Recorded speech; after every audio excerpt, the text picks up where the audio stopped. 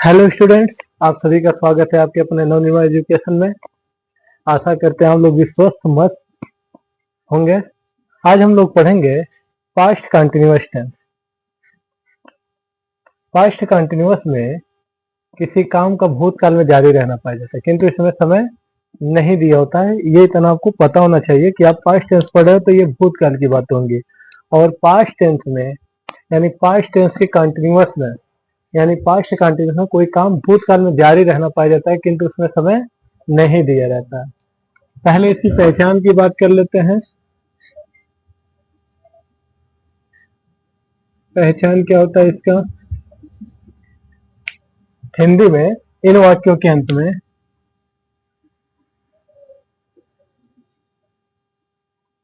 इन वाक्यों के अंत में रहा था, रही थी,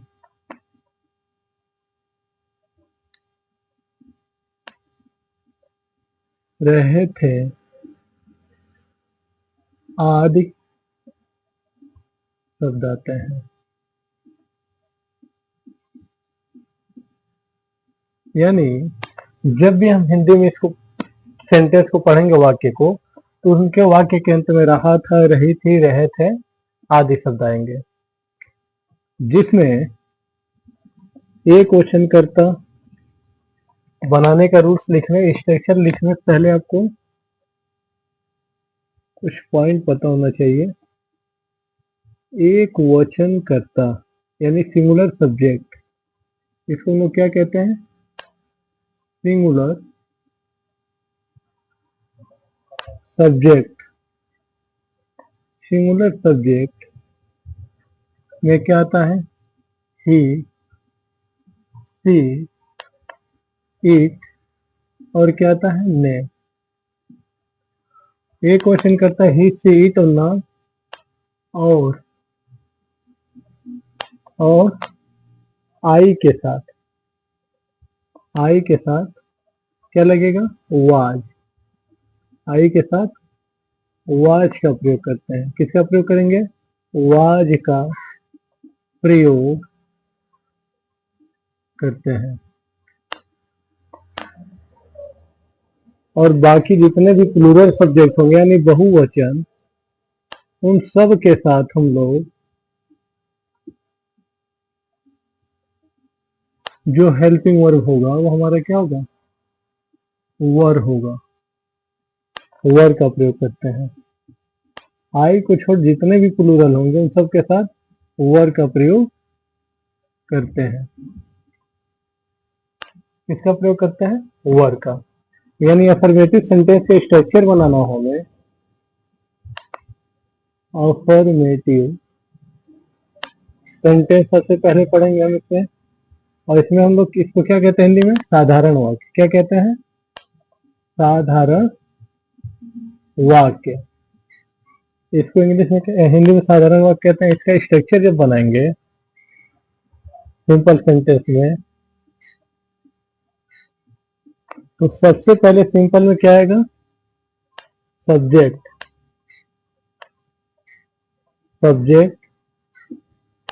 सब्जेक्ट के बाद हमारा सब्जेक्ट के अनुसार वाज या वर में से कोई एक हेल्पिंग वर्ब लगाएंगे। इस सब्जेक्ट के अनुसार अगर एक वचन है तो वाज, अगर बहुवचन प्लूरल सब्जेक्ट है तो वर का प्रयोग। उसके बाद वर्ब के फर्स्ट फॉर्म में आईएनजी जोड़ते हैं। उसके बाद ऑब्जेक्ट, अन्य एडजेक्ट वर्ड होंगे तो उसको लास्ट में फुल स्टॉप। जैसे एक एग्जांपल देख लेते हैं। जैसे वह कार्यालय जा रहा था। जैसे वह कार्यालय जा रहा था, ये सिंपल है। सबसे पहले सब्जेक्ट लिखेंगे, सब्जेक्ट की मीनिंग ही। उसके बाद चूंकि सिंगुलर है तो सिंगुलर के साथ वाज का प्रयोग करते हैं। यानी सिंगुलर सब्जेक्ट हो या आई हो, उसके साथ किसका प्रयोग करेंगे? वाज का। ही वाज और जाने की मीनिंग गो, आईएनजी जोड़ देंगे, गोइंग टू। कार्यालय को इंग्लिश में ऑफिस कहते हैं, आई। तो इसका बन जाएगा he was going to office. ऐसे ही एक और दूसरा देख लेते हैं। मैं अपना पाठ याद कर रहा था। अगर हमें इसको बनाना हो इंग्लिश में तो सबसे पहले सब्जेक्ट मैं का मीनिंग क्या होता है, आई। आई के साथ भी किसका प्रयोग करेंगे, वाज का। तो इसका होगा आई वाज। उसके बाद याद करने की मीनिंग क्या होता है, लर्न। लर्न में याद करना होता है, L E A R N, learn. इसी में आईएनजी जोड़ देंगे तो लर्निंग। अपना पाठ, तो लर्निंग के बाद माई लेसन, लेसन ऐसे बनेगा। यानी इसको बनाते वक्त आपको स्ट्रक्चर का विशेष ध्यान रखना होता है। पास्ट कंटिन्यूअस टेंस की पहचान क्या है, इन हिंदी में इन वाक्यों के अंत में रहा था, रही थी, रहे थे आएंगे। और एक वचन कर्ता में मुख्य रूप से ही, सी, इट और नाम आते हैं। और आई के साथ वाच का प्रयोग करते हैं।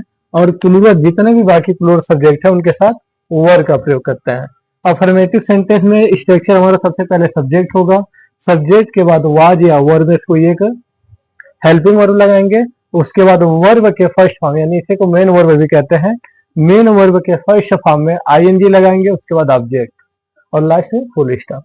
जैसे वह कार्यालय जा रहा था, ही वाज, चूंकि ये सिंगुलर है, सिंगुलर के साथ वाज लगता है। ही वाज वर्ब का फर्स्ट फॉर्म, यहाँ जाना है तो उसमें आईएनजी जोड़ेंगे, गोइंग टू ऑफिस। मैं अपना पाठ याद कर रहा था, आई के साथ भी क्या लगता है, was. I was learning my lesson, ऐसे बनेगा। एक और देख लेते हैं। हम नदी में नहा रहे थे, हम नदी में नहा रहे थे। अगर हमें इसे इंग्लिश में अनुवाद करना हो तो क्या, हम की मीनिंग वी। और चूंकि अब ये क्या है, हमारा प्लूरल सब्जेक्ट है तो इसके साथ वर। वी वर, नहाने का मीनिंग बात होता है, स्नान करना है, नहाना एक ही मीनिंग होता है, बात। इसमें आईएनजी जोड़ देंगे तो बाथिंग। और नदी में यानी इन द रिवर, हम लोग नदी के अंदर ही नहाते हैं तो इन का प्रयोग होगा, इन द रिवर। तो इस तरह हमारा सिंपल सेंटेंस या अफर्मेटिव सेंटेंस बनाए जाते हैं।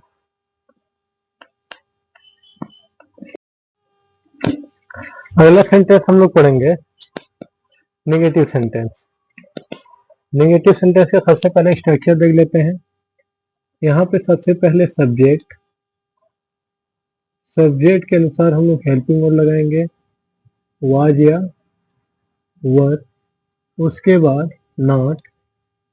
ये याद रखिएगा, नेगेटिव सेंटेंस में हमेशा नॉट हेल्पिंग वर्ब के बाद लगता है, चाहे आप कोई भी टेंस का भाग पढ़ेंगे टेंस में।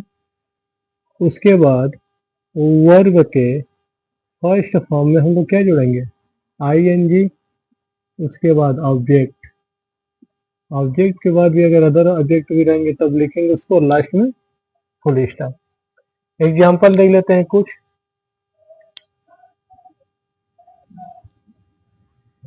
एग्जाम्पल देखते हैं कुछ,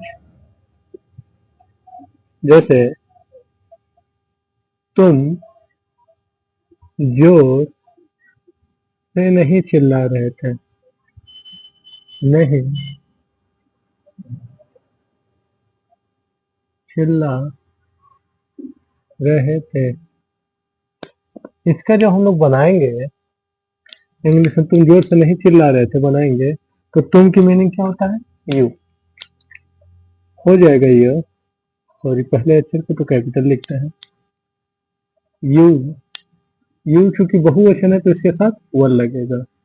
you were not, you were not. चिल्लाने का मीनिंग क्राई होता है। जब हम लोग जोर से चिल्लाते हैं तो क्राई का प्रयोग होता है, या जोर से जब चिल्ला चिल्ला के कोई रोता है तो भी हम लोग क्राई का ही प्रयोग करते हैं। तो क्राइंग हो जाएगा, आईएनजी से जोड़ लेंगे। और चिल्ला कैसे रहा है? जोर से। तो जोर से का मीनिंग होता है लाउडली।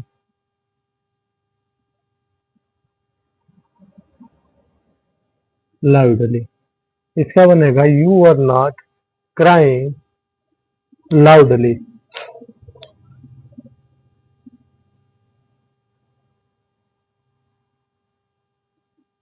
एक और देखते हैं, जैसे कह दो वह कक्षा में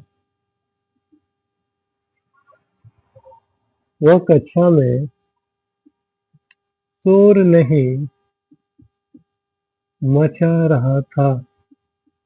मचा रहा था। तो चूंकि ये जो सेंटेंस है वह की मीनिंग ही, और ये चूंकि क्या है, सिंगुलर है, तो सिंगुलर के साथ वाज। तो ही वाज, उसके बाद नॉट, उसके बाद वर्ड का फर्स्ट फॉर्म। शोर मचाने का मीनिंग होता है making on noise. Make on noise माने शोर करना होता है। तो इसका हो जाएगा मेकिंग, आईएनजी में लगेगा, मेकिंग और नॉइज। नॉइज में शोरगुल होता है, मेकिंग ऑन नॉइज। और कहाँ पे नहीं मचा रहा? कक्षा में। तो कक्षा के अंदर की बात हो रहा है, क्लास के अंदर की बात हो रहा है, तो इन द क्लास। तो इसका बनेगा he was not making a noise in the class.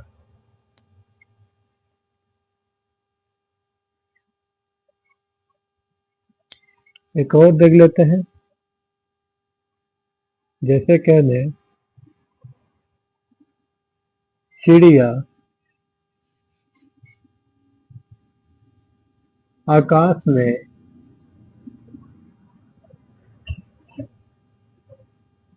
एक झुंड में नहीं उड़ रही थी। उड़ रही थी, चिड़िया आकाश में एक झुंड में नहीं उड़ रही थी। सबसे पहले हम सेंटेंसों को तोड़ के बनाते हैं। पहले इतने का बनाएंगे, चिड़िया उड़ नहीं रही थी। चिड़िया उड़ नहीं रही थी, तो हो जाएगा इसका द बर्ड्स। क्योंकि यहाँ पे एक चिड़िया की बात नहीं हो रही, बहुत सारी चिड़ियों की बात हो रही है। तो द बर्ड्स, उसके बाद बहुवचन के लिए वर, द बर्ड्स वर नॉट। चिड़िया उड़ नहीं रही थी का, the birds were not flying. Flying यह हो गया आकाश में, इन द स्काई। यह हो गया हमारा चिड़िया आकाश में नहीं उड़ रही थी, एक झुंड में। तो एक झुंड का मीनिंग क्या होगा? इन अ ग्रुप।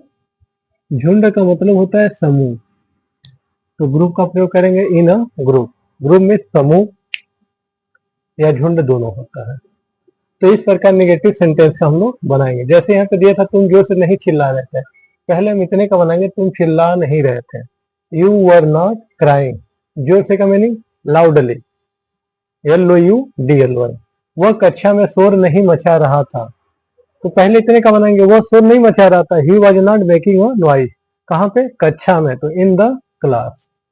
चिड़िया आकाश में एक झुंड में नहीं उड़ रही थी, तो पहले हमने इतने का बनाया, चिड़िया आकाश में उड़ नहीं रही थी, तो इसका बना the birds were not flying in the sky. एक झुंड में का मीनिंग होता है इन अ ग्रुप। झुंड का मतलब होता है समूह, तो समूह के लिए ग्रुप का प्रयोग करता है, तो इन अ ग्रुप।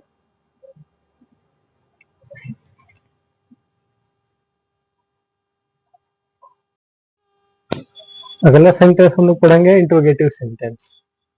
इंट्रोगेटिव सेंटेंस दो प्रकार से पूछे जाते हैं। एक, जब वाक्य क्या से शुरू हो, तो जिसमें हम हेल्पिंग वर्ब पहले लगाते हैं, और एक जिसमें प्रश्नवाचक शब्द बीच में है, जैसे क्या, क्यों, कैसे, ये जब बीच में आता है तो उसको बनाने का थोड़ा सा अलग स्वरूप होता है। उसकी मीनिंग हम क्या करते हैं? पहले लिखते हैं, बाकी पहले जैसा ही रहता है। तो लिखेंगे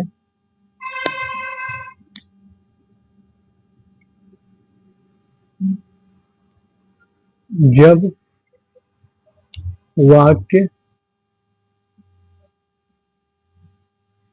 क्या से शुरू हो, जब वाक्य क्या से शुरू हो तब तब उसका स्ट्रक्चर जो बनेगा, जब वाक्य क्या से शुरू होता है उसका स्ट्रक्चर में हेल्पिंग वर्ब क्या होता है, पहले होता है।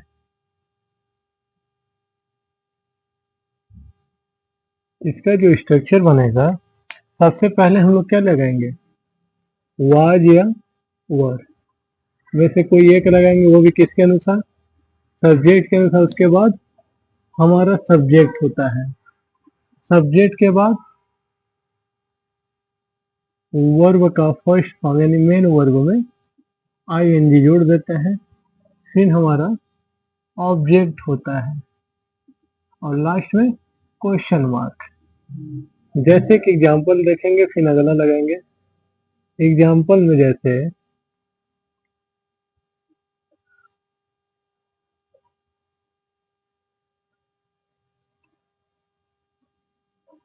क्या किसान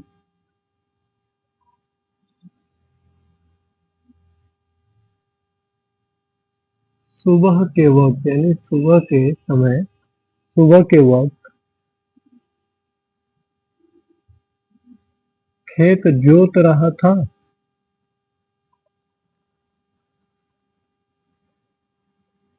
अगर हम ऐसे दे दे, क्या किसान सुबह के वक्त खेत जोत रहा था,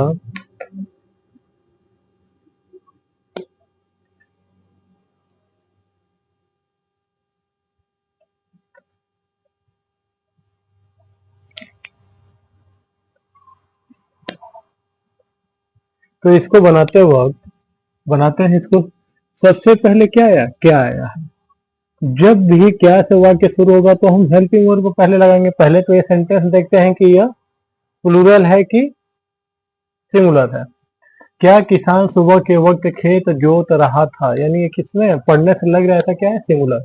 अगर ये रहता क्या किसान सुबह के वक्त खेत जोत रहे थे, तब हमारा ये क्या हो जाता, प्लूरल। यहाँ पे अगर रहे होता तो ये प्लूरल हो जाता।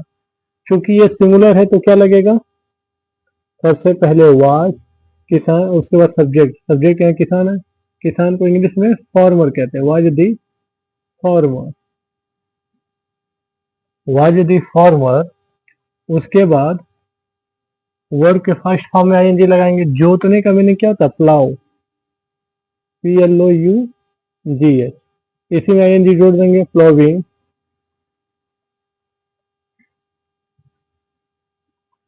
प्लोविंग। फील्ड, खेत की मीनिंग क्या होता है, फील्ड। सुबह के वक्त यानी सुबह के समय की बात हो रहा है तो इन दी मॉर्निंग। और लास्ट में क्वेश्चन मार्क। तो इसका बनेगा was the farmer ploughing field in the morning. ऐसे ही एक और बनाते हैं।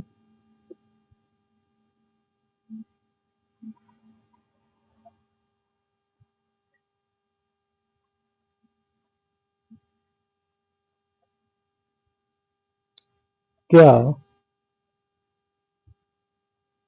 तुम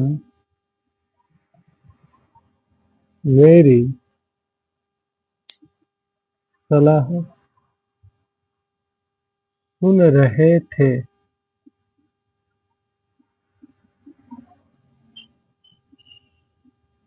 क्या तुम मेरी सलाह सुन रहे थे। तो इसका जब बनाएंगे तो क्या आया है, सबसे पहले जब क्या आता है तो हेल्पिंग वर्ब लगाएंगे। यहाँ तुम है सब्जेक्ट, तो तुम तो बहुवचन होता है तो इसके साथ हेल्पिंग वर्ब क्या लगता है, वर्ब, उसको पहले लिख लेंगे। उसके बाद यू। सुनने का मीनिंग क्या होता है, लिसन, LISTEN।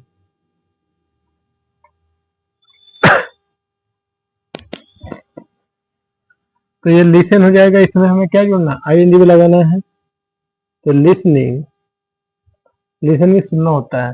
तो वर यू लिसनिंग मेरी सलाह, ये तो इतने का बना, क्या तुम सुन रहे थे, वर यू लिसनिंग।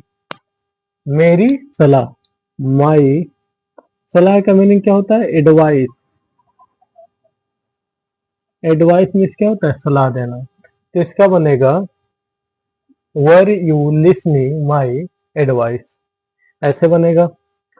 अगर यही प्रश्न पूछने का काम दूसरा, जब प्रश्नवाचक शब्द बीच में आए, बीच में आए, तब, जब प्रश्नवाचक शब्द बीच में आता है तब सबसे पहले हम क्वेश्चन वर्ड लिखते हैं। क्वेश्चन वर्ड का मतलब जो बीच में प्रश्नवाचक शब्द आया होता है उसकी मीनिंग पहले लिखते हैं। ये हमारा स्ट्रक्चर है, उसकी मीनिंग पहले लिखेंगे, फिर हम सब्जेक्ट के अनुसार वाज या वर में से एक लगाएंगे। फिर अब यही चीज है, वाज वर फिर सब्जेक्ट, सब्जेक्ट, उसके बाद वर्ब के फर्स्ट फॉर्म में आईएनजी लगाएंगे, उसके बाद ऑब्जेक्ट, और लास्ट में क्वेश्चन मार्क।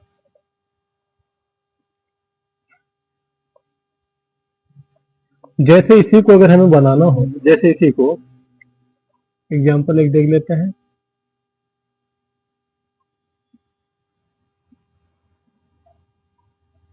तो क्या तुम मेरी सलाह सुन रहे थे, यह था। इसी को अगर हम ऐसे बनाए तो इसको हम ऐसे भी लिख सकते हैं,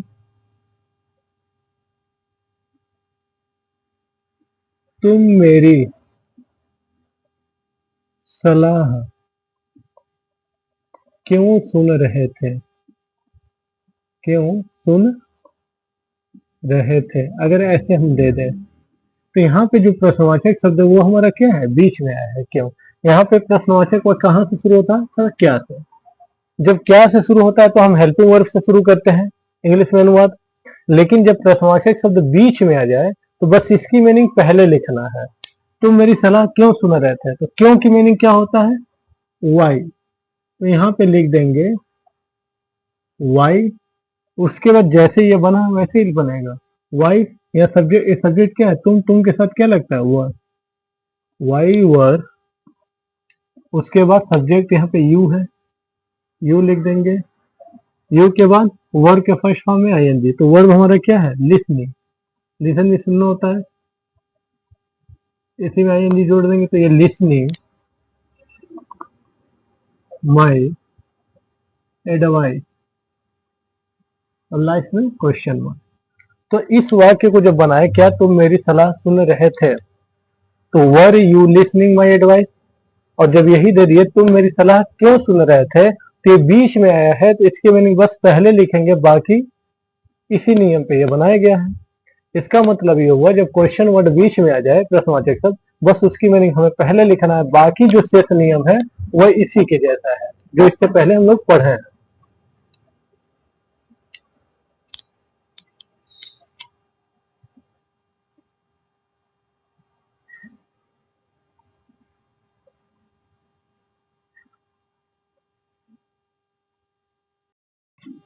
अगला है सेंटेंस इंट्रोगेटिव के अंतर्गत, जब हाउ मच, हाउ मेनी, विच और हुज के साथ संबंधित नाउन आए तब उसके बनाने के कुछ थोड़े से अलग से रूल्स होते हैं।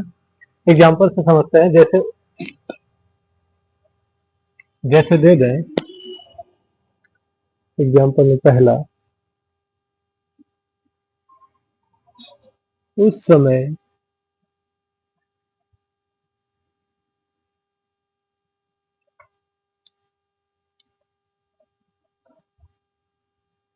उस समय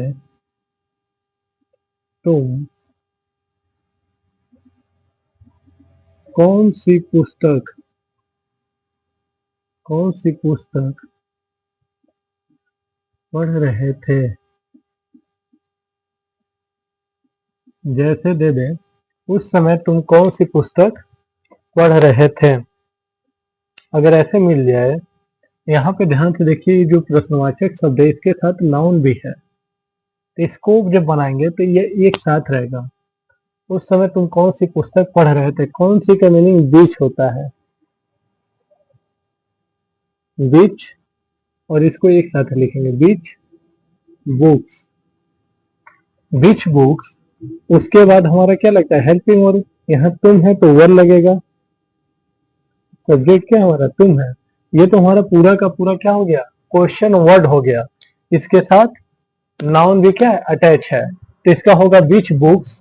क्योंकि सब्जेक्ट हमारा क्या है, प्लूरल है, तो वर यू, पढ़ने का मीनिंग रीड, यानी रीडिंग हो जाएगा।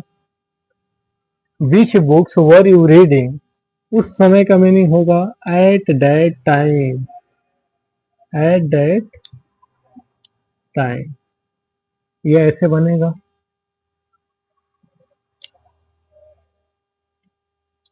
इसका हो जाएगा विच books were you reading at that time. इसका मतलब जब ये बीच में आया है तो इसके साथ अगर नाउन है तो उनको पूरा का पूरा हम पहले लिखेंगे, यानी एक तरह से कह सकते हैं ये क्वेश्चन वर्ड हम पूरा का पूरा एक बात लिखेंगे जैसे इससे पहले बना रहता है। ऐसे ही दूसरा देख लेते हैं,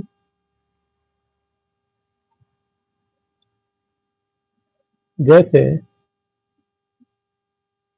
तुम कल सुबह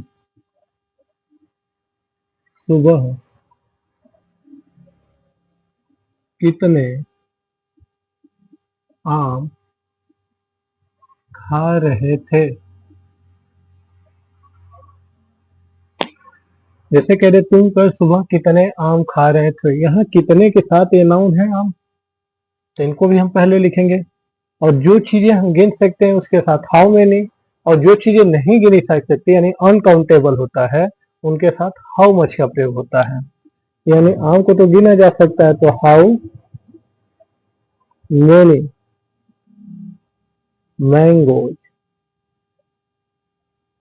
हाउ मेनी मैंगोज। यहाँ भी तुम है तो ये हेल्पिंग वर्ड क्या लगेगा हमारा, वर यू। उसके बाद खाने की मीनिंग ईट होता है, आईएनजी जोड़ेंगे तो ईटिंग हो गया। How many mangoes were you eating, कल सुबह तक दिया है हमें, तो कल सुबह तक का क्या हो जाएगा, यस्टरडे मॉर्निंग, यस्टरडे मॉर्निंग। और लास्ट में क्वेश्चन मार्क। यहाँ कितने आम है, आम को हम लोग गिन सकते हैं, जिन चीजों को हम काउंटेबल, जो काउंटेबल होते हैं उनके साथ हाउ मेनी का प्रयोग करते हैं, जो अनकाउंटेबल हो जिन्हें हम गिन ना सके उसके साथ हाउ मच का प्रयोग करते हैं। तो आम तो काउंटेबल है, तो हाउ मेनी मैंगोज, क्योंकि यहाँ पे भी प्लूरल है तो वर यू ईटिंग, खाने का मीनिंग ईटिंग, कल सुबह तक दिया है। कल सुबह का मतलब जो बीता हुआ कल सुबह उसकी मीनिंग, तो यस्टरडे मॉर्निंग। ये ऐसे बनेगा। एक और हु का प्रयोग होता है, यदि प्रश्नवाचक शब्द, यहाँ हु की बात हो रहा है, हु के मीनिंग क्या होता है, कौन। यदि प्रश्नवाचक शब्द ही कर्ता का कार्य करे, यानी अगर प्रश्नवाचक शब्द ही हमारा क्या करे, कर्ता का कार्य करे, तो सबसे पहले हम हु लिखेंगे, हु के बाद वाज, उसके बाद वर्ब के फर्स्ट फॉर्म में आईएनजी, उसके बाद ऑब्जेक्ट, और लास्ट में क्वेश्चन मार्क। जैसे जैसे कक्षा में कौन रो रहा था, कौन रो रहा था।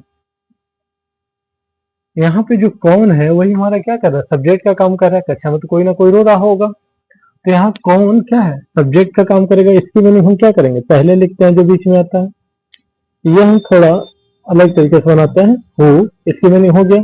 उसके बाद वाज, हु वाज, रोने का मीनिंग वीप होता है, WWP, तो ING जोड़ेंगे तो वीपिंग, वीपिंग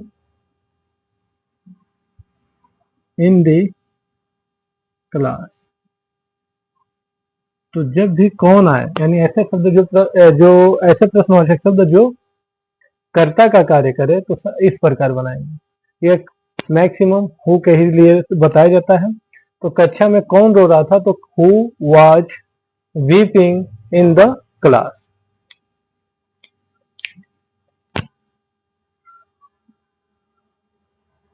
ये आप सबके होमवर्क है, इसे आप लोग कर लीजिएगा।